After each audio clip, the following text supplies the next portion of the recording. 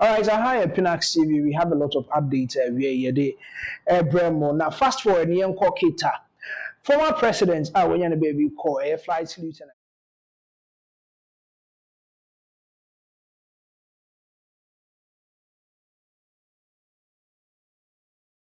You do na de na ebi wo Ghana dodo na wo Ghana ebi mu nso si omo de ma say timamufo na ni age ho mo kobu tugu ye ne ade but when ye on say ketansem de untimi fa ni agro on say voter region ho no untimi fa na ma ni agro sa flight lieutenant Jerry John Rawlings see am no kasa ide metimi asi so people say omo etimi asi a very nice statue omo edeka papa no ne modern mo oboye Ediboye Ghana as the founder of the Fourth Republic of Ghana has said the very first president is also in the Fourth Republic flight lieutenant Jerry John Rawlings. Enti abasobo ana said munyam shekese na akọ ediamano ewo Kita municipality hono Parks and Gardens ewo Kita omo aye a very nice statue edi amano. Enti this is the statue on your screens and aye de this is a very beautiful night view of the statue the flight lieutenant Jerry John Rawlings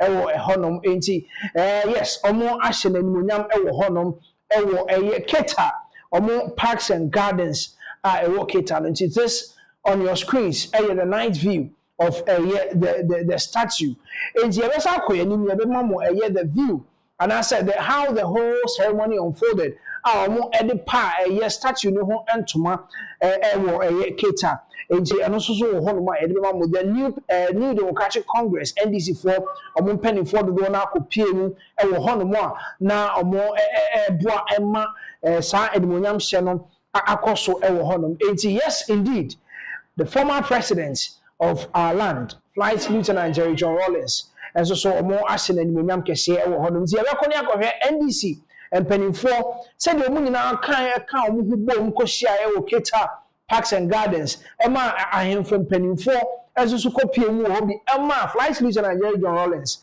ne ma as so e copy mu bi ewo Kita omo epa statue no eho entoma ewo honom statue kama ewo ho omo esanso ele rest ewo honom de former president nanimunyam ewo ho you say statue do na ena ewo Ghana ha say first of all you go how the statue was unveiled chairman Asenu Ketiana owo hobi any NDC in pennyfo do na so hobi chairman Rawlings and as a flight lieutenant Jerry John Rawlings so na ne man so ewo hobi first of all you go how the statue was unfolded and as it was unveiled ewo Kita Parks and Garden nearby near the amount for some more can the first statue no so the abrem you go sa video ni embrace here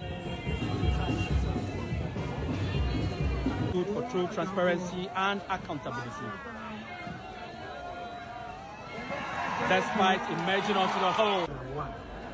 A bold and principled leader who stood for the voiceless and oppressed.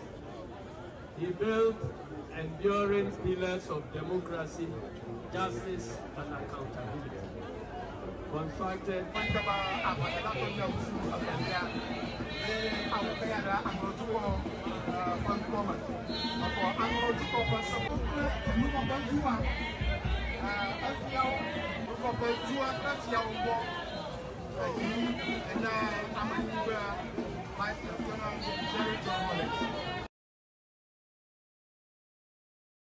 Yes, so that was the unveiling of the statue of my former president, the late J.J. Rawlings.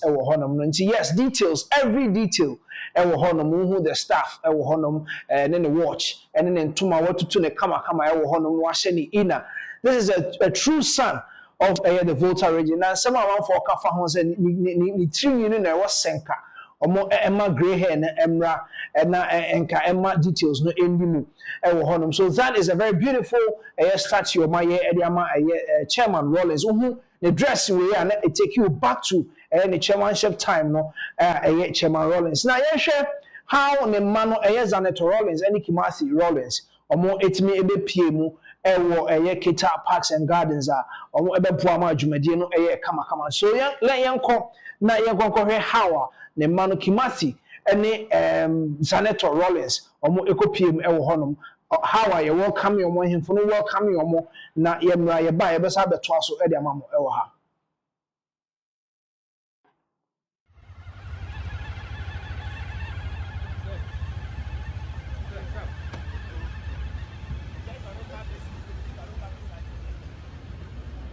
Set. Set.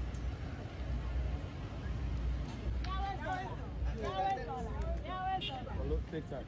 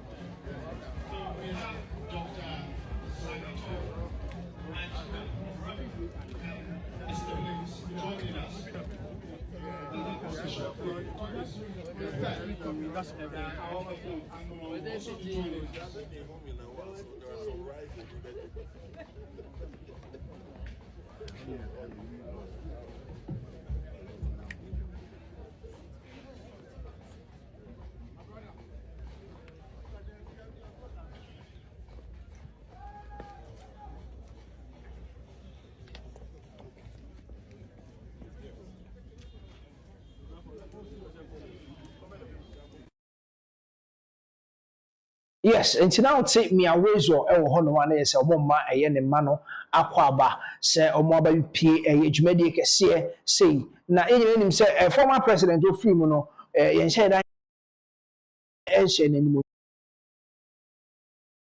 krom e wo jolokope ho na omo aye sa eye statue e de ahye nanimunyam e wo honom. Yes na Senator Rollins e de nsem atudwa ewo dwumadi na se ana October 3 the 3rd the home affair of our Duko na order omo ase ne omo hwe ma statue kama yi omo epeja edisi ho nti na ode nsem otudwa na order omo ase ewo honom nti ebekọ na yakọ akotie nsem a Senator Rollins edi tudwa enim se ayetepe no say obetumi abaye the substantive defense minister of Ghana has say yenko na yenko tie ne nsem wodi tudwa na sedan nsem anyhow na busua na ni agye with this particular statue o maye edi amano nti yenko tie ne ba Senator Rollins ne nsem wodi tudwa about the statue mapeja edi ahye ne papa ni monyam ne ensa amra sese of our late president,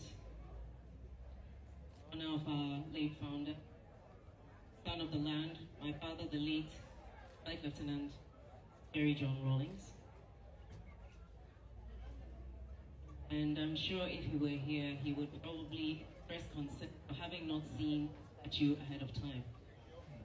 So I hope that it looks like him when it's unveiled, since we did have that privilege to see it before.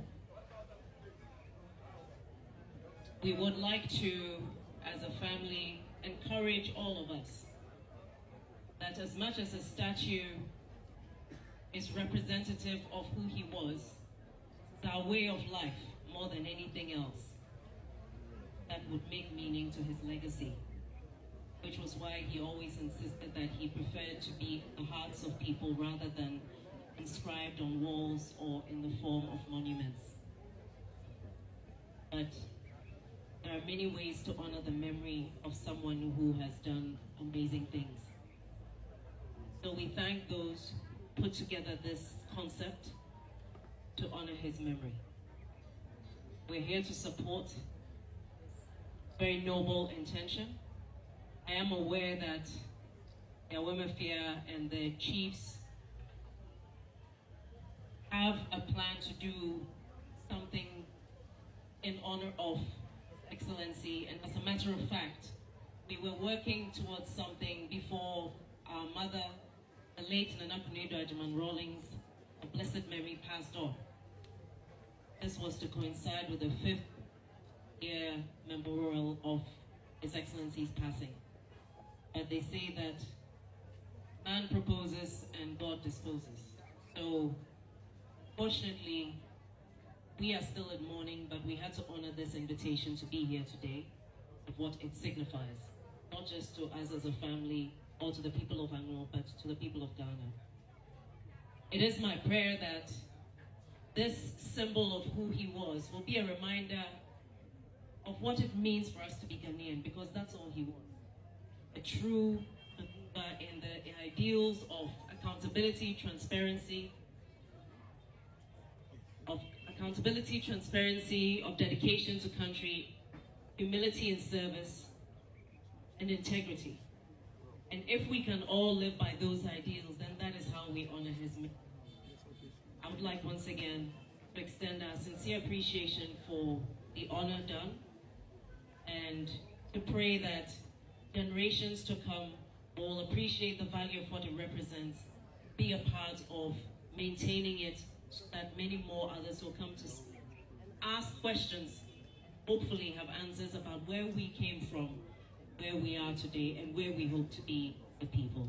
Thank you very much, and God bless you.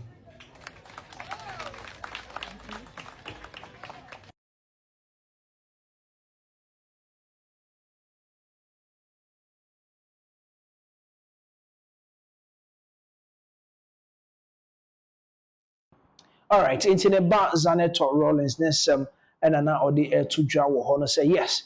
And kasesi e krampo ne de nkameti ha say we still no mo da so we him, but now e wo say omo hwe na omo ana invitation and I say ye ton sa de from so omo mra na so omo ba na omo be hwe ehun say bibia akoso kama na omo eda unlawful no omo da omo ase ye na tobe siri the third awomafia of Jelukope hono or daumase eda almost so mobuama epeja statue you see hono nyina or daumo ase ewo honum. So this is and Kyei Duma omo aye edi akai and as omo aye di amha the former president of our land, Flight Lieutenant Jerry John Rawlings. Ama man for dodo na so ekasa say yes ebi mu abakọ ebi mu enso so eda so etiase ebi mu de omo ye ma ehun sem bebre ena ekobaye, but then sisi omo etimi unveiling ne kama Chairman Rawlings wo ho ma chairman Asiedu Nketia enso ede ne nsem etudwa ede kire hawa ye papa no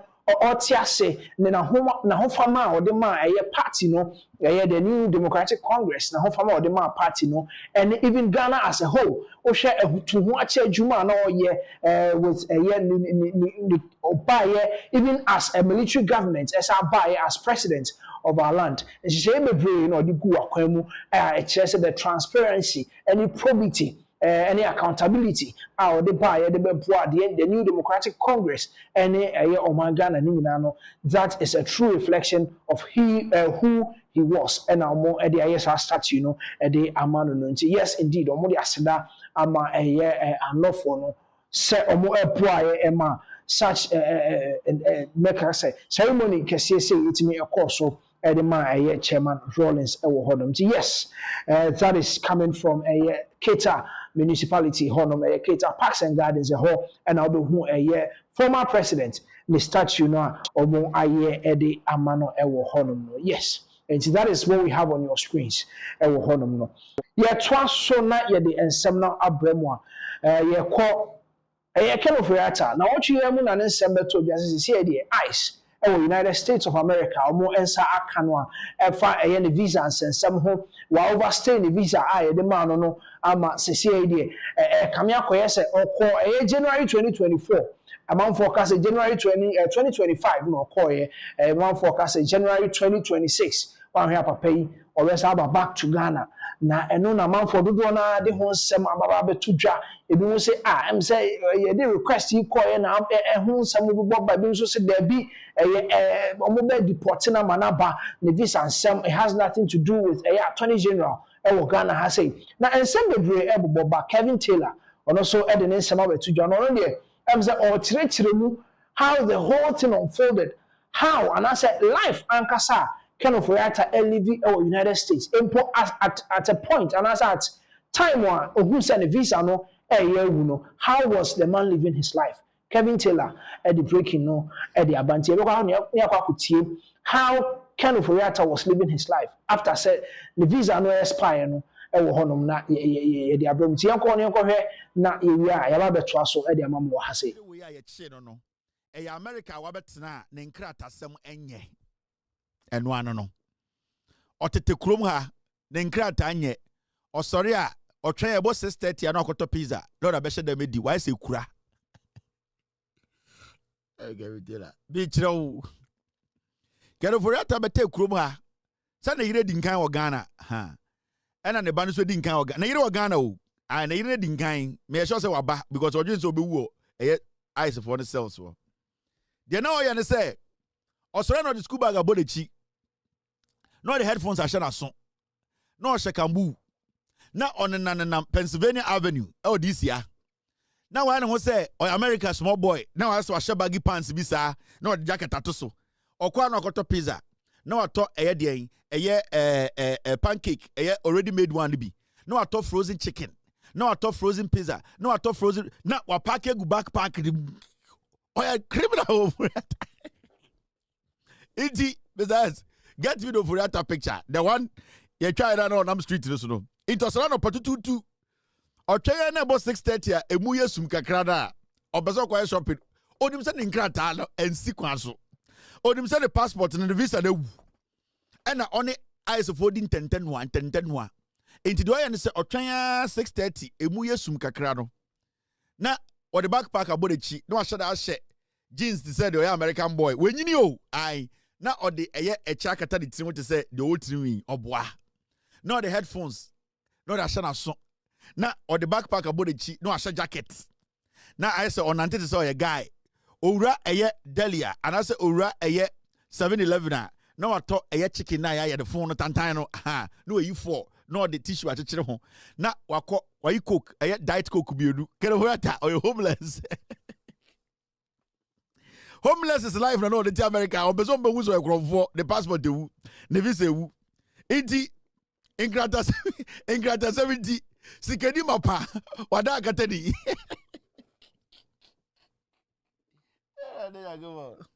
7-Eleven ɔyɛ shopping abuo funu so sɛ enti besides if you cry me ya I feel I'm starting MPP for us about starting mo twɛn thank you Mr. S. Mr. S, thank you for the picture the day anything I say for no more shadow me there picture the day enti you know this year no abuo funu oju say this year bantama introduce or this year chebi bibi cameras ni ye adwuma no nim say ehwe no ai na adwu say this year chebi onie enti do ye say osora no patututu a ambiam ken we betuti o onie ahu no the headphones are shana so na na yire so address is a teacher ai why say madam bi I so no ye adwuma or public servant to America na nkofobia nu we mame he on so shekambu na yire so shekambu ha do mo ye no we you white not to actually grant anti we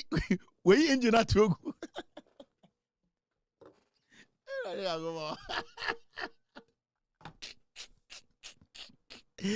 Oforiatta ebe surgery hospital no they don't care about your passport and your status so we America that's all person heart surgery all that the hospital does is say they will tell you to come in for your review.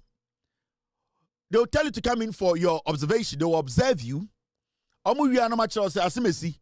O yare na ehun kai $30,000. So our insurance maybe your insurance can take about 80% of it.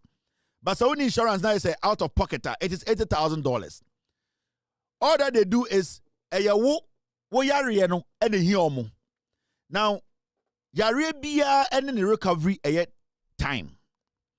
So koye surgery bia some of the surgeries, a walk-in surgery. You can go into the hospital today and come home today. Surgeries be oha. Overcall hospital, you bet you to 24 hours. It be 3 days, 72 hours. Near they are prepared, near surgery, we are about 48 to maximum, maybe they are serious, be a week to recover. Now, sir, I'm monitor for maybe 3, 4, 5 days. Now, someone say, oh, you're okay. Complications beyond by. They will tell you to leave and go home. Now they can tell you to go home and be coming for review. Reviews are not every week. Reviews sometimes once in a month. Some people cry no. It depends. Surgery now, it could be once in 2 months. Now, can of be surgery via free hospital? The hospital has nothing to do with his status. The hospital cannot write any report and say, this is our patient. He came to have a surgery here and that his passport is expiring or his visa is expiring. So, extend it for him. You are mad. The hospital has no power to instruct the U.S. Home Office to extend anybody's visa for them. No. Their job is to take care of you. If you want to extend your visa, if you want to work on your status, it is between you, your lawyer, and the immigration service. It is nothing now. So that conversation should not come in. The hospital, the major hospital, was supposed to extend Kenoforiata's stay. What the fuck? It's a regular hospital. And their power no more. Say, I was say, say, I was Kenoforiata's stay. Are you people, do you read at all? What kind of analysis is this? Ghana radio so can kwasi asem TV so can kwasi. Kenoforiata is in America.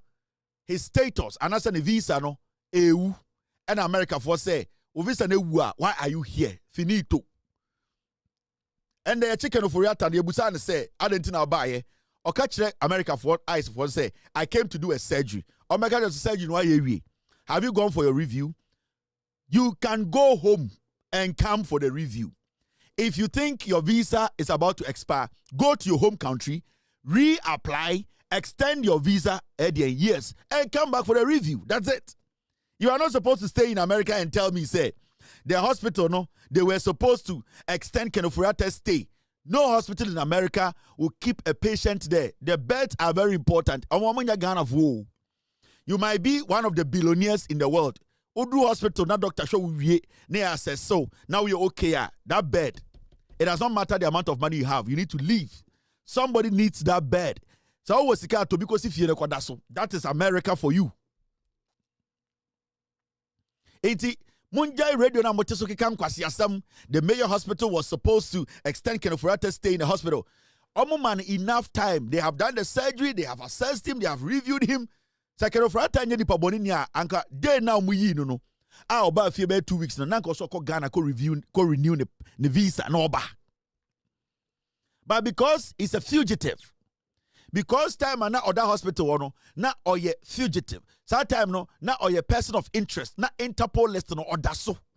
The hospital didn't want to get involved. Their job as a medical facility is to treat the patient and let the patient leave. Now the patient steps out of the hospital. It is between the patient and the immigration service. They don't have anything to do with your stay. Kenoforiata ba no. Nasa ni visa no ewu kra. The hospital will take care of Kenoforiata and discharge him. Their job is to save his life. Into omu taking care of him. Na ebedi 2 weeks. No mu say oyokia. They will discharge him. So it is not their responsibility to extend any stay at a hospital or a hotel. Is it a holding cell? The foolishness on our TVs in Ghana, any radios, no. Muma yenja the misinformation. It is clear.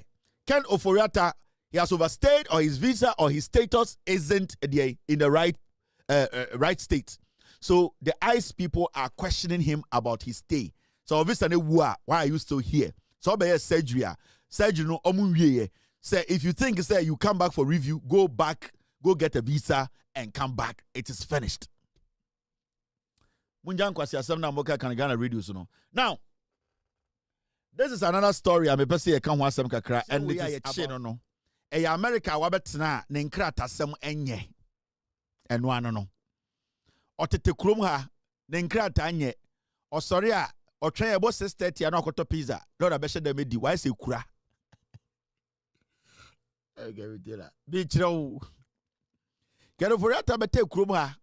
Sana yire dinkan o Ghana ha. Ena ne ba no so dinkan o Ghana. Na yire o Ghana o. Na yire dinkan. Me sure say waba because odwin so be wu o. Ice for the cells so. They know you say. Osore no the school bag abodechi. No the headphones are shana son. No shekambu.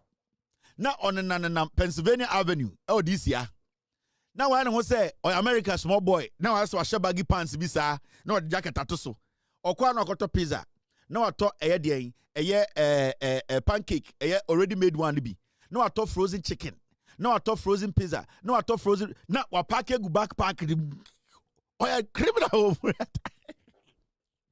Iti besides get me the Furiata picture the one you try that on Nam Street no it was around patututu or try na about 6:30 emu yesum kakra da obeso kwa shopping onim se nkrata no ensi kwan so onim se the passport and the visa na wu ena oni eyes of holding 10 enti do ya ne se otwan 6:30 emu yesum kakra no na or the backpack abodechi no ahye da ahye jeans they said the American boy when you know I na or the echa kata the tin to say the old tin obwa no the headphones no the ashana so na or the backpack abodechi no asha jacket na I say on ante say a guy owura delia and I say owura 7-Eleven na wato chicken na ya the phone no tantan no ha no you for no the tissue achechire ho na wako wayi coke diet coke biedu kere hoata or homeless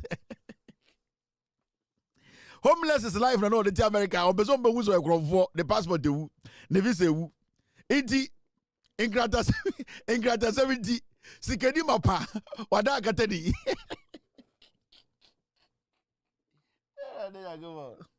7-Eleven or shopping abuofuru so say enti besides if the crime ya I feel best at MPP for us about start here try.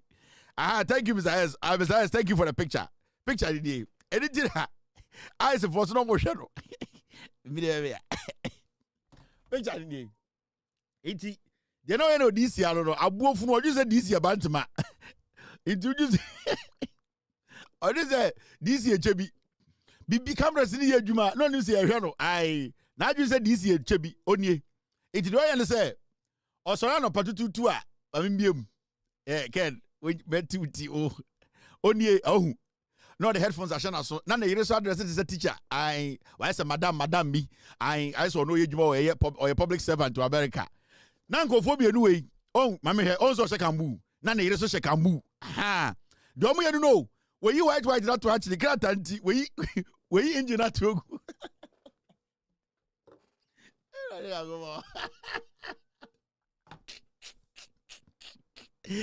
again what shire we are ye no America wabetena ne nkrata sem enye eno ano no otete krom ha ne nkrata anye osori a otwen ebo 6:30 na okoto pizza lord abehye dem di why say kura bi kirewo kero foriata bete krom ha sa na yire di nkan wo Ghana ha ena ne ba no so di nkan wo Ghana na yire wo Ghana o na yire di nkan me sure say waba because odwin so obewu eyes for the cells wo de na oya ne say osore no the school bag abodechi no the headphones are shana so no shekambu na on Pennsylvania Avenue this year na wa na ho say America small boy na wa so ahye baggy pants bi sa na the jacket atoso okwa na okoto pizza na wato pancake already made one bi na wato frozen chicken na wato frozen pizza na wato frozen na wapake gu backpack. All right, so that was Kevin Taylor and somebody to Jachiremuse. And there were a lot of who are no more Kasache say.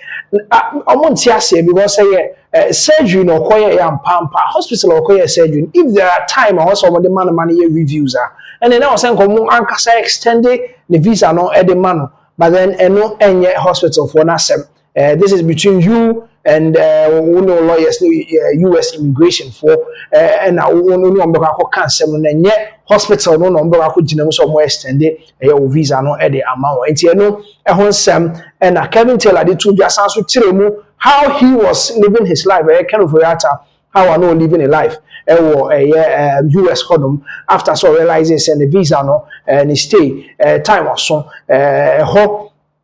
and I'll start saying yeah, now how I know living a life. So that is all about Ken Furiata. Now, there are shocking revelations, and also every mom will update we are so to stick and stay with us. Every mom will hold on. But then quickly, young NPP or more company and some debris by him said this month the months are NPP for there because 31st January omo ekogina kono na omo akosi akan akoyi flag bearer na okateche free for the nsem bi aba betudwa ne nsem o de betudwa ne se ha no papa nsem a ekoso ni ade enema akanfo yata asset now all ye no ade a egu new patriotic party no egu omo enimu ase onti ase because brana ye hwehwe wo nsemu moti aban mu ye kan wo nsem kan na mo nsesa no na ni dwumadi o di ma about almost 1/3 and I say 1/3 of and 2/3 mean kind of MPP for MPs are more aban more parliament na de betu dia say yes no so still na papa yi so obey adwuma and na wo hu se oyare na Ghana aban hia wo se brane bisa wo se bibia wontime mma ejika okateje fifa de nsem bebre atudwa about the MPP how asese MPP no omo ama no enya akono bio no de so otwen na omo to aba na wi omu hwi a yare how ani nyina be bi mo astart campaign say Ken Oforiata wa mepiem wo Ghana ha say any aba no nkoto 31st January no omo nto ti omo astart say no Ken no vote as at the time we go to 31st January so we PM a omo mani nje se ense we nyina egu party ho fi no omo so ahwe omo nto aba no ti enko na enko ti ensem okateche afrifa de tudwa ewi a yebesa basese ye de se yugina hensa so wonya sa adwuma no enye ne yire no ne kokoma ne je ho japade nyina as a party ni hwesofo no bia ye de ope onyonko nso ti ho wo ba ya wo bu amamuo Ken Oforiata kan ba bia wo de ade na mu wo gu party nanimu ase ugu party nanimu ase etikan dane wonsa anasa resign men resign tintintiniti no gina faako Ken Oforiata resign na party no MPs mago afedie mintimi nyame ma ho untimi nyama ho na de wagya o makoro no ho akwa buruchiri say ye ne ye che okura ne ade a wo ye papa nko ani monte ye che ne yegu nko ani masia the fact that you have refused to even to come and answer to your questions it goes ahead to dent the image of the MPP as though MPP are Kromfo party mo ye ka kire mo ene matan time be na mo ye ne sa no obia nsuro obia wo ya ne ya adwene se party no enema bo ba nema bi wo a ese mpanimfo timi sebre wo ma no ka se Ken Oforiata wabu man no yie na waye nema na wunwia ya bra be yi wa no keke eno so akoye boachi bi di gu party nani mu asesa gu party nani mu asesa wo bia ntimi nka no kore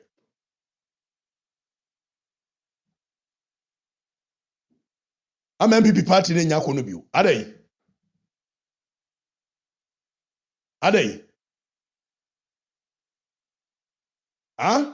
ede ne ma na moye ne sa no adai wabu amamuo papa bra ne beyi wa no ne ntimi build confidence in the party against ye buy ne ya mewia obia afena ntete na memma na me yare na wo yare a wani masuaso akora kufu e ka say resign wani masuaso when it was so visible so wo yare ya ka say resign na mo ma nipa ho tete no because party no mon care about dem benya from nyina manya wi ana nchirima na mo me bre esi MPP party ne nya akono middle class of the country ne person be join MPP because of sebi nioma hunu tantan a poyando ene ne nkrofo say wuntumi ye the whole region asawonsa obey a symbol of comedy mini gold nchero no you go that table so and nobody could tell him say hey my friend we don't do that in this party mo de momi anto presidential abani nwie me ana ma ye din say sa presidential abano me pese me ye part of it nti ye jan yanto presidential abani nwie ni enhwe say mo na mo be choose leaders and I say we the youth will choose the leaders for you. We the masses, we the grassroots, we will choose the leaders.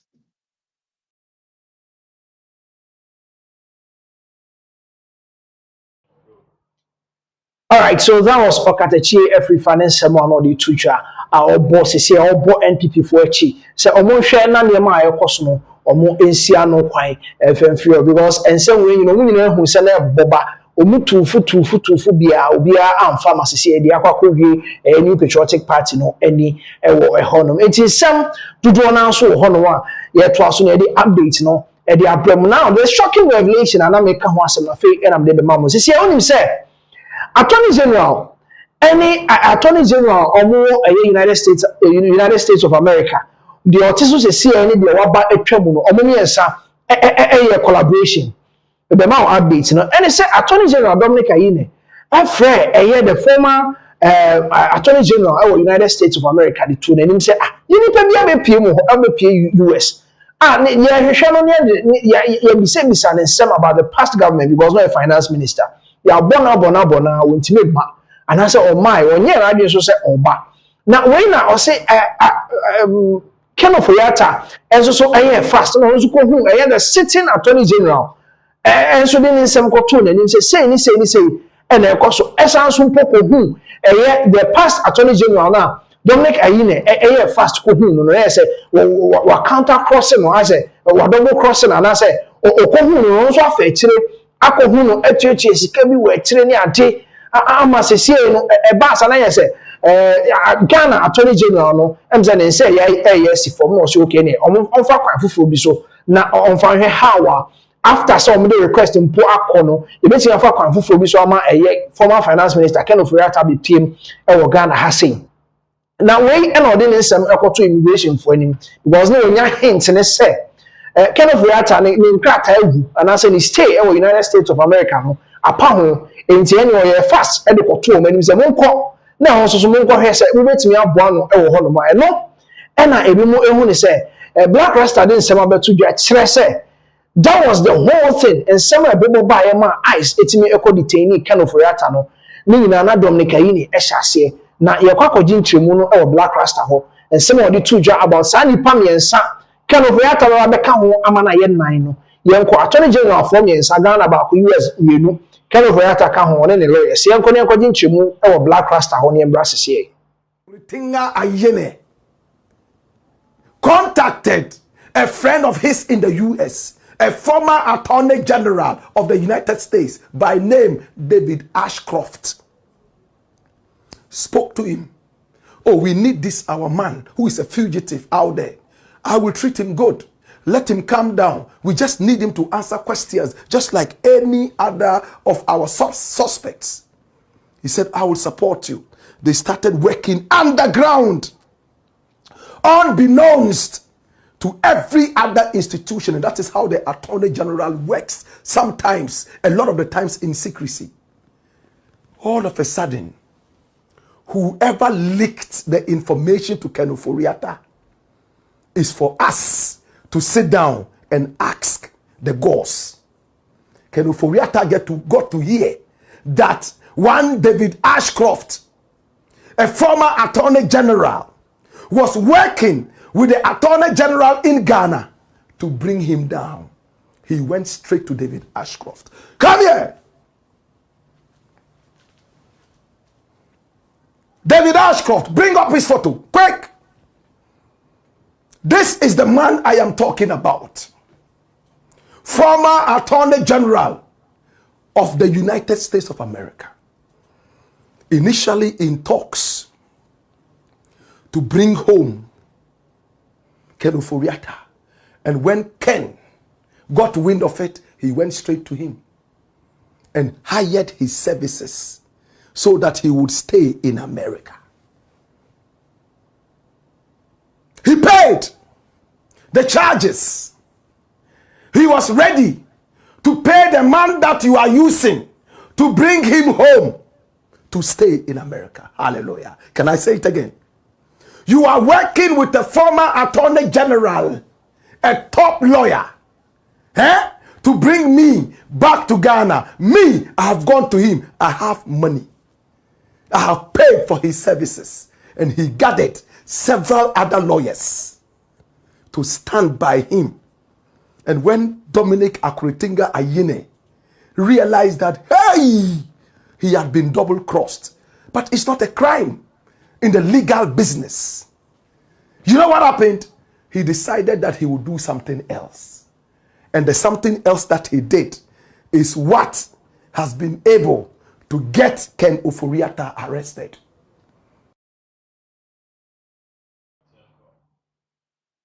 All right, so that was a Black Rasta in Samoa or the Tuja, the chair. Say yes, indeed, there was some level of an double crossing be equal. So honomo, Masika Chemu Poko Piemu, Attorney General Ghana Dominic Ayine said Okohu will be sent on one or no. Ken Ofori-Atta was able to double cross him, even pay more to a former Attorney General, and I say Attorney General, current Attorney General of the United States of America, Nina, Antony, and go through and former Ghana's Attorney General, Emma Odekofa, baby for immigration force, and non see Afaso, according to Black Rasta, Afaso, I might detaining Ken Ofori-Atta. Now, yet once, some so Ken Ofori-Atta. And some lawyer Martin Pebu, a private legal practitioner, and also the same Arabetuja. Because in some mobile, now there was some iota of truth be room, because they started to send the visa be and yende. But then maybe more cassette family member be shall say or person ya nanka or Ken Ofori-Atta permanent citizen and as a permanent residence. Residents US honum Emma ebeye hu so bi hyase pe se papa no ene nka on to ni nan pon siga na hampo bio na monya no mpo aye se de mo pese modi ye na mo be bisa ne nsem na sai na no krebi wom no kre ne sai no kre ne se ne ba ono so US honum ono se se o citizen enti no person ko ono so fa mu ba bia any lawyers no e ka bom na nka o mo pe permanent residency and as a permanent citizenship. Edema Ken Ofori-Atta United States of America ho enti say na ebi say family member bi hihase ne ade no the truth no aba enti release and the lawyers dey buy no na bibisa ehum ama lawyer Martin Pebu so edi bi aba betu so nti enkotie lawyer Martin Pebu because this semo na odi to dwa no na e kire say ebe wan hwe ebe check because send say see the lawyers gu so omo hwe ne visa no ho nsem no mo aka ne ye no say ekoba say emutimi eye mane ye dia and they want her better and sana Ken Ofori-Atta baby pim Ghana has because said they not Attorney General any embrace of person call yana January ya only Ghana has them say and concobanisa because send the lawyers need to make sure the permanent residence in one some the man on less and in Sakase pet and a bayer.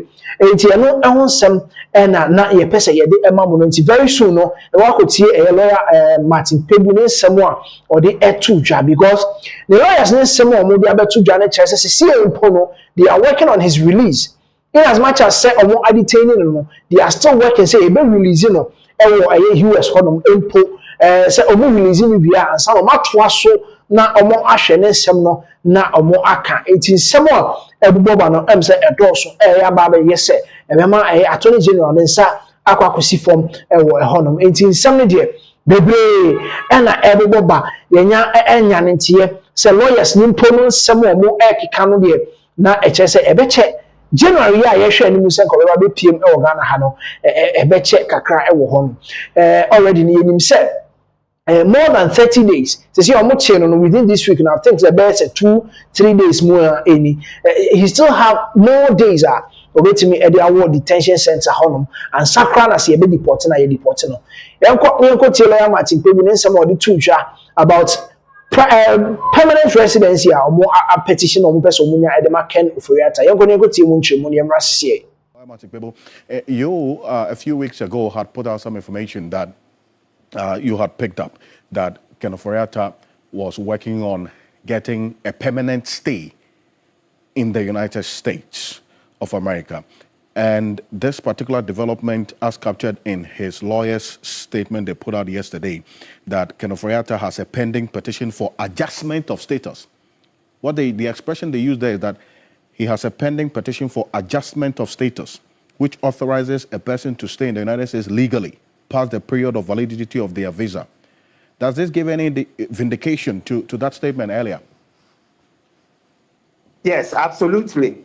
Absolutely. So we'll start with the lawyer's letter. So the lawyer, that's the Menka Premuenko, they admit that Oforiatta has a pending petition before the immigration authorities of the US to adjust his status in the US. That phrase, to adjust his status in the US, that's the part of it that says that he's applied to change.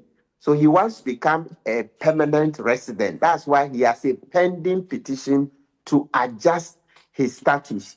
So pending petition for permanent residence. You know, I had mentioned earlier that the information I got about two months ago was that his son had applied for him to become a permanent resident. So the son is a citizen, right, of the US, and he has applied for Oforiatta to become a permanent resident.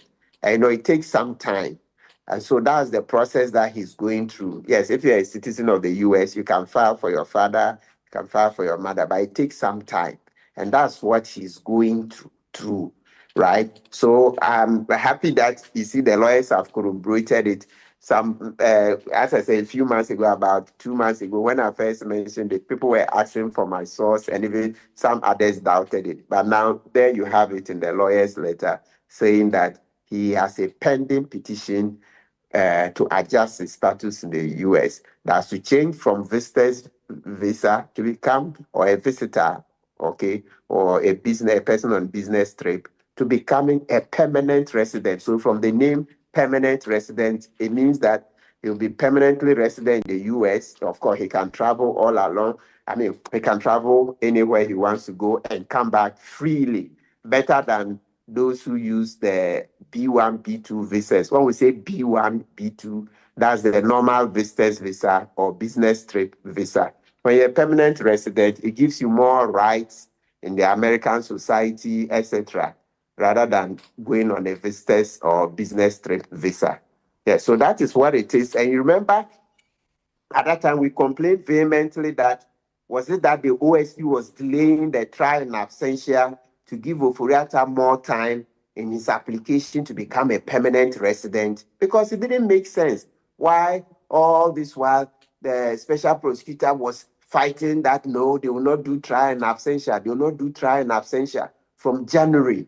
Then eventually in November, they now say, yes, they will do it. After giving Oforiatta about 1 year, you see, to consider his options.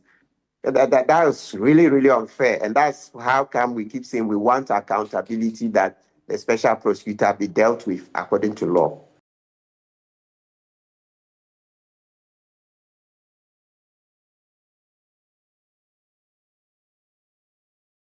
All right, so that was lawyer Martin Kwebume Semo the Akbetuja about Ken Oforiatta.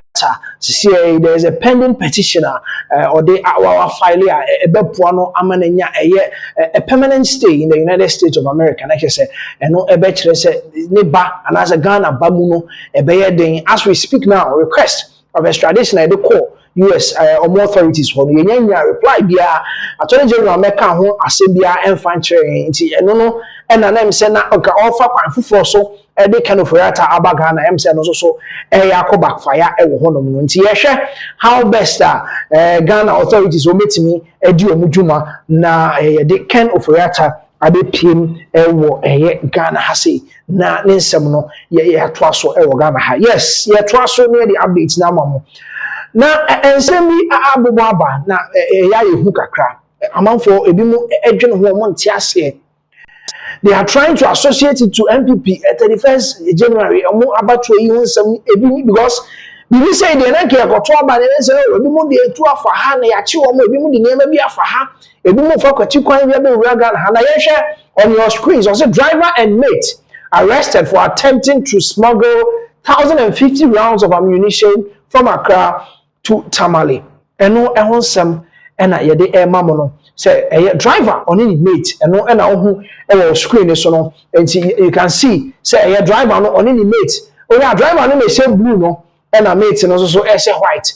1,050 rounds of ammunition ena na omudi efri and cry ha say ankomode kwa kopiem e wo Tamale na yenim obi nim de omo de kwa koye e wo honom na nsen so honom ensem a ekokọ so yi emu bi na omo pese omo de kodi djuma wo ha na asesen wodwere ho bebi a won ti ase. So that is the update I de Emma mo Ghana Police Service omo aye omo ho abo omo ho modin ama osi omo sa ka driver ene ni mate an omo de etuo mo aka de dodo na ka omo de kwa kopiem ewo tamale se se yensa aso omumu ewo honom akwakoye enigisem ewo honom said dwumadie bia na nkomo pe e de akwakodi ewo eso honom no de se se nyame adom police for nsa aso omumu a ankoye adwuma ewo honom. So yes se beda police for asem wo omu adwumadi a omagi e de elpo oye timamufo ho ban ewo honom tie beda omo ase na ya to aso the update no e de abramo back to back ewo Hanom Pinax TV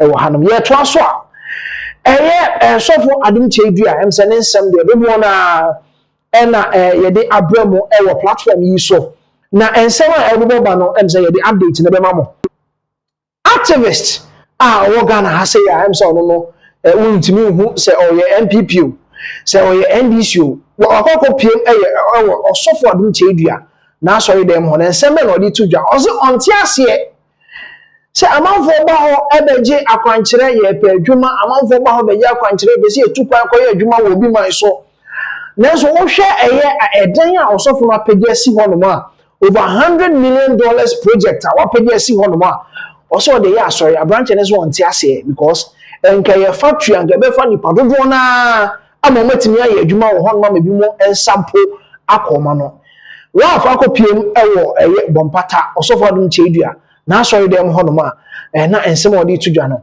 ye be koni akodi mu nchiremu won honom ti yenko na yenko ti ye Ralph na ensem odi tudwa ewo ne visit ewo bompata osofo Adom Kyei dua ni premises on yemra sie metumi aba akaka no abedi nkomo okay ya meka se ma invade obi private property and ma trespass okay sa aha na mu company ni mo nti ekira de metumi awa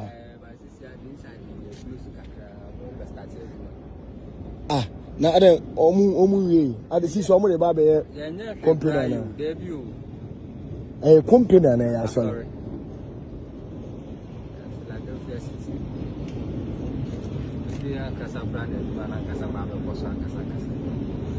Philadelphia City sisi ano asole for no strategy ba kwa mi se mehunu no ba ku bi wa ya se Zion City ba ku bi so wo Mopa City is a wensu e Philadelphia City yeah semo nti imagine pa se we onua wo de kanokro company pa omo ba omo be bom person na me mo dwuma nyu ana meboa na kopom bie kwa mo no kwa brochiri ana meboa na hwe company kase sei pa ena yemfa ne se yedi ye production bi cashew processing factory cassava processing factory name them cotton ene nyoma bebre ye no okromia na nke enua no mo be bom pa so nyankopon mo be sankwa brochiri kanya ha ya no mba be eduma o se ahase no anya for asori nko awo omo de be company so factory wo nti adwuma na nkasa de be we chiri nti we ni kakraka ye sie de for asori by feed companies ne factories be enye na den ye nsi factory ni mo first na nipa ni nye adwuma nye na omo mfentu omo se ye mpo ye adwuma wa ha na so focus ye de ye tie taxes nkakra ewo ye company nim free your salary mo every month bi anan kedi si asoli say ya kanu de nko bia mpo kan kanya ya so what I say because at the end of the day you will company kese a wo hwa asase da over 200 acres and ye bi dua bante na ye de aba factory ho so what I say nti ado no ba na yesi we ya ye betre o say ye factory na ya fa nipa over 2000 eduma no aha na wo ye wo farm nkofo do o processing factory a nkofo guo yi anameboa ba ye din kesi warehouse and your warehouse where America over $5-10 million investment in a year no. I never mean ninja na meko. All right, na menka ni ayo. Me da so pa. Kan pesa me ko inside wo e ko hwe style hotel pa but. Ntoma yi nkonya ni bibia o de 31st night ni nyako. Anacha no mko high no be ya asole na say. And to 31st night na omo ba ha So but company and your company get one so so it was yeah enti tell me flag ade ba kwa so for ya mani age wuni o or the entrance no Ghana flag ketwa bo ha ina kase pa so bo ha so and the so for ya ade pa ina maya wodo no African countries ne where the Israel, where United States, where UK, where France, Italy, and then kind of twatwa Nigeria, Ivory Coast, twatwa so on. And there, my baby PM, Adom Kyei. Like America, so for needing come on. That's all for 31st night, and I saw pet a great than even know you kind about could be to a baby. Kwesi main road in because traffic area wa happen no nenye traffic ketwa nti ye bibi fa ho ba ma meto sofo nti no me dey trust but it is what it is. I always say I don't do what I do to denigrate anyone. I do what I do for the purposes of our nation building. This is just a thought. Like Isaiah said, "Sempaying for the maka say we are munjana mo fry so yenkebi." Opening the chema jene emu menye say e kaseti out. Long live Ghana and God continue to bless our homeland. Until we meet again. Dios. Yes, na chese openyi me chirema dwen se o ka kire eye osofo Adom Kyei dua o ka kire papa se papa me chirema dwen o ma dwen keke e na me kire nye se ebia me kasetia oni ma ne mom ne nsem ano o ka no na ono ehu ni se ne kwa so se wo so o ka ne sa because ehu ni se edan kese se nka eye factory bi ene ede bie tomato processing anase pineapple processing anase sugar factory bi anase cashew nut imponi processing wo ho empo cocoa empo ene ede ko ne ko add value to the cocoa beans na ya export ya nke beboa ama eye etimamfo no dodo na enya adwuma ede aye enti eye Ralph the activist ne nsemo na ode to dwa ebino no abra ko visit eye bompata edan a na ono okoye amane ebi bon kire se 31st watch night no enti na ye pagya IDC ho ma eye omo som ewo eye so for Adom Kyei duane na asori ho mu nyina kopie mu ho no ma omo kosom ewo ho no e ma ne ye kama owie na osa kasafa eye traffic e course ye Ghana for omo konkran ne omo besena ko eye Kumasi omo nyina omo ejina omo nan so over 2 days na omo eda so jina fa ko na ebi mu enam mu am ne ade no so ode eho ensem etudwa ewo ho no yes. That is Ralph, the activist. Ono say ono kwa na ye citizen e wo Ghana ha say nti ono eho ensem na ye kofa e ebrem no. Na ye toa so a na ye de ensem dodo na so ebesa e de abrem. Na ye nyina ye nim say dodo na so na omo ani enye ho with ye traffic a course so e was 31st January no ensem dodo na aba a lot of people were calling saying can you invite papa then can we meet him cry and how going for it because in say Easter is around the corner. We have some few months to Easter. Let's say another convocation. We should expect another heavy traffic. It's more Easter Monday, especially.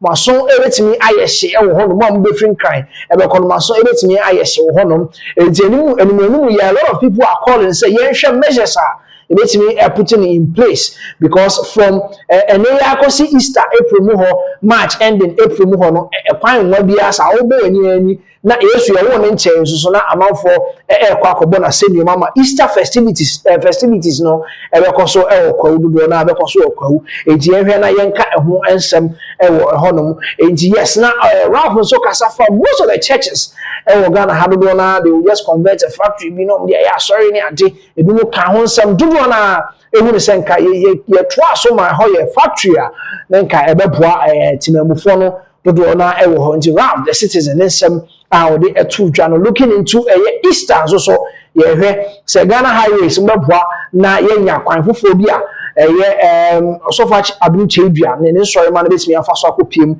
e ho no ma no so beboa so that we can curb the see 31st January ebevemu into 1st January 31st December and 1st January 2026 ebetimi ahwe ne ya so ano e wo Easter so ano so beboa ye to so na ye de ensem no de abremu ewo ehonum a ye ko Aisha Mudi dodo na ho ne se mami ne nsem wo keka no em se na nsisi so papa because no be ka asem na fa ha no aka asem na fa ha ne oni eye papa ose kwa me despite na sisi oni nenya na nsem a maame no ababa wa na maame no e ka fa ose kwa me despite ho no em say they are unprintable they print enye me a me te he me tena sese me boso aka so a enye na emu abawa wa na timi atena se apai mu aka e won live so a so TikTok o kan sem bebre e de fa papa no ho ebi enya yenko na yenko tie how a o kan nsem nyina de fa papa no ho ebi mu hu ne se nsem o kan no de bu papa no ho fin enye kra nti yenko tie Asha Mudi aka Stone Boy boyfriend ebi mu hu ne se onko no nko hu Stone Boy ntem na onso ne ma bi se ano emfama no yenko tie nsem o kafa ye papa despite ho na yemra sisi despite cocaine dealer no ana de otwetwe nkrofo moja no ana kwa me despite de mu de he de odidi nkrofo small girls na ana de wasem maria bebre abrabo wo gan no kwa me despite mu de he de o se o ne yire de rama no de na tena fie no de ma petepepe awo 310 no eje o mu egu abonte ono so wan wale o mu Kumasi de hye no so obeton CDs di nya sika no de o se ye ma me akohua se wa na ni dadi lumba ekokasa ma ne ma no series man ton ye no de nam ye ma me akohua se wani nti onye sika no wano no kwa me despite ben no kwa me despite on nam my 7 ana de no nam Kingsby no de ehu na hyase ansa na oba benye sika de ni sika enso no ankasa ne buhua so nkrofo no juma ye de bedi mu no ye be kire mo asinya na ne bibia mo free se mo se munji mo anu free ye ma me we asemu a ye ni mu nyina ye do and die afa mo twe mo ahemfofo na ye so ye be twe ahemfo ye be twe mo se court na nkran asase so na esi because obi ode na asem be ba asem we hu bia no me se asem we ye do and die afa nti wo ba no wa ye ready say wo ba no wa koba ka na wo ba no wa bewu ye war na ye ko wo so de wo kra wo fie a wonim se wo koi ida se wo be ba na se wo ma nti mu free mu fie ho no mo aba mo nkrakra wa woni tuo kototuo wa woni sikan koto sikan ye declare sa wo we na ye baba be kire mo se hwe Ghana sa mamre bone ne nyaatwom na ye mo no gewe da be na mu hu gewe Princella me nim Princella 14 to 15 years ago da be na mu be nim Princella Daddy Lumba de ne be kire yenda Daddy Lumba de ne be kire yeda ene mum na mo sie se mo bie court wo Ghana na obi a ya tisika Princella no so ate Ghana 2017 or 2018 ye na ye ma me akohua se wa ba Ghana ebe ye nsiye ade na ebu ye recognize na se wife an ka ade na wanko ye nsiye pictures e twetwe gu mo ni din wo mu obi a yesi 17 years ni ohun ni kunu so ye gina airport odoburo ni nyam ni ye ja ye gina wo airport Daddy Lumba jami oja Princella ene ne ba ene ni nyinse onyem oja West Coast oja cash oja ye gina straight from the airport no twa ticket call ne yere ene ye che no odo o free ni yere okra ba ye no eno kra West Coast be call kwa pacho na West Coast ko pacho ansana be ma no kra ba bebo nko twa Lord ya no West Coast mbra no bi so mo sase ma me ka me bo ana West Coast twa ticket echo London okoye ye ma me akohua se wa fusua anka ni kunu ama mbebo show no anka West Coast mu lose over $100 and something thousand ma me ne pa ni kunu cho opon bone ani kunu didi ni nyina be ma ne ni ewu no e no sa ka ni kunu etiko odobro ni kwa ye ba ye no be ma no kwa mpese obegina ne nchempo no de ni twa picture wano no Princella be no de ne ekofie o house help no kodi dwa be no aduane ma ye no ono e na mode ne ba be tutu ye ma me no ho no de ono ye ndinansa no owo ono ni nyinse obeyi obefa bia na IBF no ono na asem na ye ken oba ye no ye ma me akohua se wa fosu ni kunu omoesi omoesi domi abesi tantrayo esi islogon ewie akwala ase bitafrache ye ma me first born po nyinse no ono na mu Ghana fo mpanyifo nyina makota na chi ebegu ye ma me nim ase ene ye be kire mu shege ye be kire mu duru ye be kire mu se musika no ehwe mu busuafo nkwan enko obi afie ye be kire mu se yenye nkukuru ye bag emma meji aduane wo mo because ankwase asem na moti Ghana na mudi no saa de na esu betwa kwa me despite say wode maria 20 awo yiri echi nti no se bitafrache wuni obuo mama on show TV station so check TikTok nti de bia de befa TikTok na de ama wo kwasie bi oso yo beema a oyo ba a oye adwuma o despite company montwe ye maame no em konkosi obi na mundi natem montwe no nkosi yo from Prez gift besi me say ne obsinadoye afe no be court pa obsinadoye eni afe no obsinadoye be yire no ho no wa court pa eni eduro na afe no be yire no wa ye pa because me di me wura sa asem we a me kwa kotwe Prez gift ni nuanom hey mu be hu na Prez gift nuanom da camera da omuso ye live na mo hwe Prez gift ni nuanom mema mi no me yi ba ko krape chakere mu a eya awerho mu beja mu buhia kuku na nkaka we nyine go no obi fi asem ase bitafra che mu amon hwe nipa no mu amon fi sika nkobo nipa no so mu betena ase na maami a wabeso ni kunu enim a whole executive producer first female producer in Ghana mini god in Ghana no waba beso ni mu na mo twe ne tese na mo richichinga mu maami no mo bobra nka mo ene mo ti obi radio station na mo ye adwuma tafre ni true mu nyina se kwa me despite mu ni twa city despite mu ni twa city despite na mo papa oto aduane ma mo onto aduane ma yen ye no mu bi no ye hu sika ansa na mo kwa me despite no ko ba be hu sika ma me akohwe se wafo so hu sika na kwa me despite no hu sika no hu.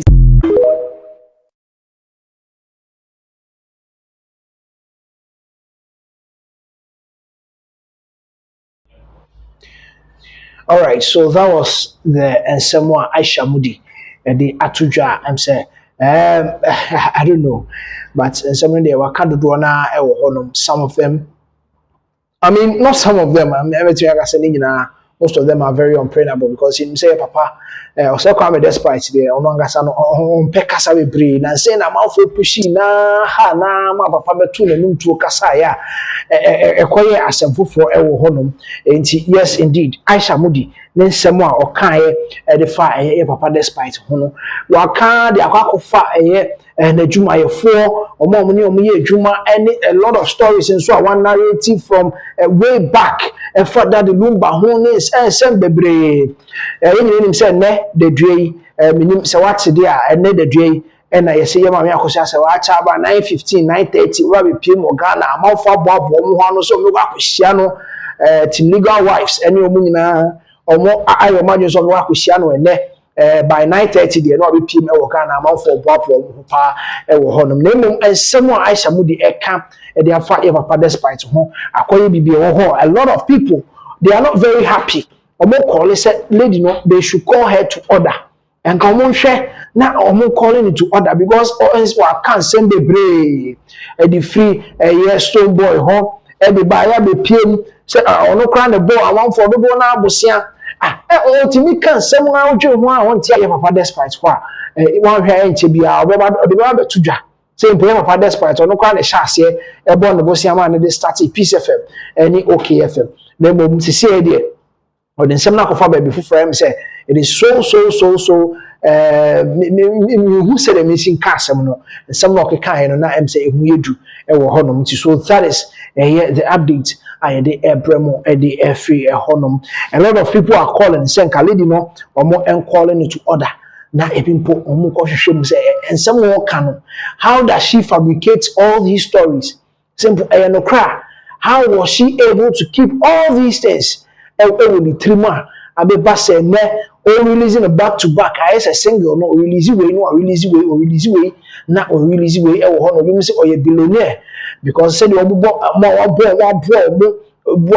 mo twa movies obo mo twa nyom release albums ni ate e twa music videos any ade pe ba bi mo da obo mo tu kwan kwa abrochire nyina that is Aisha Mudi ono eho ensem ne ye kan na nsem wo kan ne de enye kra e wo hono enti yes that is the update that we have for you ye to so na ye de ensem no amamo a ye ko Burkina Faso Niger Mali omo eka omo bom from AES na omo leader any Captain Ibrahim Traoré the Burkinabe president military president of Tisu CCA they name himself Venezuela and China United States of America Donald Trump omo ekobo wa ni fie a lot of decoys and almost setting up omo train military no omo yi omo adwene kura free bibia so ema omo ankasa ne personal bodyguards omo ni fie they unalived all of them omo yi omo na free one after the other kakra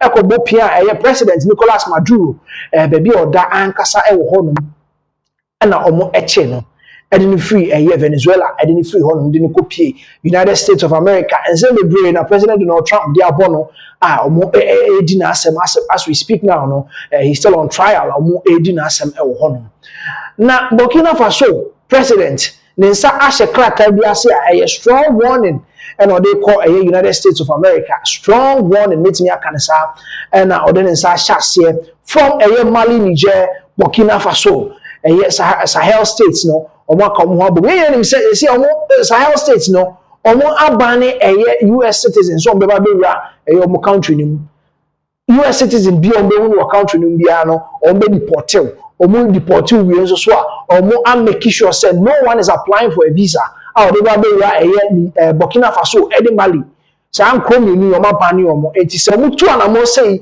na say omo eni nje ho so so yes indeed omo abonten e de krat aba HSSC, and course, no, money in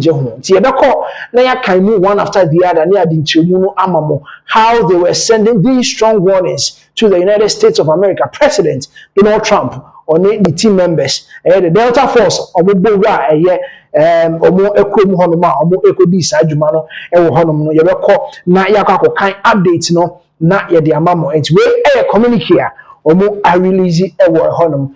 Also, the Confederation of Sahel States (AES) has followed with great concern information relating to a military operation carried out by the United States of America on the territory of the Bolivian Republic of Venezuela, which resulted in the illegal abduction of Venezuelan President Nicolas Maduro. Enti eno ensem ena yede mamono. Enti na otremwa na otrese President Donald Trump, the Jumedi Oti Venezuela no omo enso aso ate omo ehu videos ni bi president and I said military president of Burkina Faso otra ne nsa ka video ni bi a wahwe ehu de ekoso na omo so ensem omo eka enodidi soe. Also, the Confederation of Sahel States (AES) recalls that the use of armed force by one state against the sovereignty, territorial integrity, or political independence of another state constitutes unacceptable interference in the internal affairs of a sovereign state and amounts to an act of aggression. And remember, of course, so we want to say, some of the asrafo a okuta tuo ebe country fufuro so and as well omu territory without any information and as without any permission ube won and as obekọ disturb omu political independence ade a entwa yie ewo international laws so enya de pa ewo honom and it constitutes an unacceptable interference in the internal affairs of a sovereign state. Without permission, and I say, because we also fear and panic. And the SEC when you enter someone's country without permission.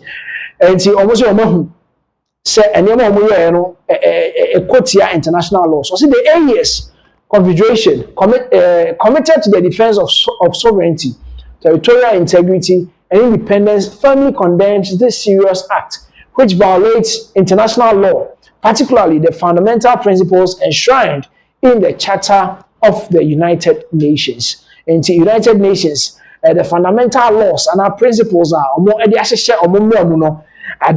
States of America, Etiamra, and yes, Sahel states no, omo eka ho asem ewo honom. Enti omo hu say it is not a good thing. And President Donald Trump in the United Nations, no etia. The AES Confederation denounces the unilateral use of force, deeply regrets this violation of international law, especially when committed by a permanent member of the United Nations Security Council, and notes the continued weakening of the international order with harmful consequences from global stability. And United States of America, we are an integral part of the UN Security Council. Now, be saying, because ye no ba boa mo ena nka mo di tintima nti de mo ye na e kire se e be den se any other force and I say country we betimi aka se ye ba be si ano kwan e de free ho. Yes indeed most countries and I say countries we don't na de omo nsema betudwa omo e kasa de tia enema e course no nti omo say de omo aye no it is weakening the international order. Yes, also it is having a harmful consequences for global stability. That's our mind, it will start to crown more Casasa. We want here World War III and another World War and Baba Basui. It's not the Omo, it is thwarting the global stability and our peace stability. And yes, Captain Ibrahim Traore in Sasha Sia, Omode Ababe Tuja. And the Omode and some. So consequently, the Confederation of Sahel States, United States of America, and the United Nations, and also say they calls upon the United States and as a United Nations Security Council, which bears primarily responsibility for the maintenance of international peace and security, to fully assume its mandate.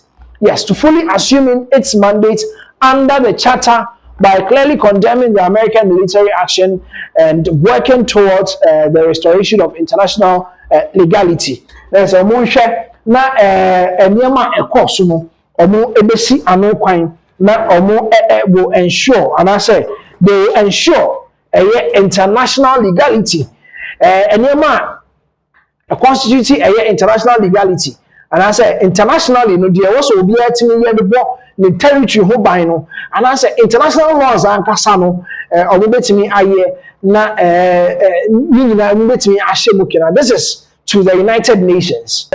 Two, or say reaffirms and I say reaffirms its commitment to a world order based on respect, sovereign, equality of states, and strict adherence to the principles of the United Nations Charter. There's a they are affirming more responsibility and as a commitment international sovereignty and as a sovereign equality of states. There's a kind of Chromia some of them me be my mind, Crofo to me, my family mind. There's a young kind of say, way on my radio, on my way, so on my way, a way president, yeah, the Sunday Marina or more eka here. Point 3, almost say expresses its solidarity with the Venezuelan people whose sovereignty has been trampled upon by the act of aggression. There's a more etai a Venezuela for nechi say nema ekosono or more eta or much se bibia eretimi akototin e wo honom. The last part was the Confederation of Sahel States reiterated its commitment to multilateralism and to scrupulous respect to international law in order to ensure collective security and international peace. Done at Ouagadougou on January 8, 2026. In the way, any the Nsasha say Captain Ibrahim Traore, then someone or the Atuja or the President Donald Trump and United Nations say omu na omo hwe na someone ekoso omo hwe na omo endi huduma na omo ema adwebro emra ewo Venezuela ehonum. This is coming from the Sahel states. Omo so someone omo de atudwa omo ekasa e de atia enema ekoso President Donald Trump ni nyema okoye ewo Venezuela omo so say omo eni enje hu because yes you say Burkina Faso de omoni Russia for na krana ne ade nti se niema bi say ekoso a they also have the right to come out to speak against niema akoso nti Pinax TV we have a lot of updates de ebremo in the past 1 hour no updates bebre and de ebremo say one share from fitiase na obetimi akọ back na wa share de draw na de bremo no de mo besi ha say ye dem ase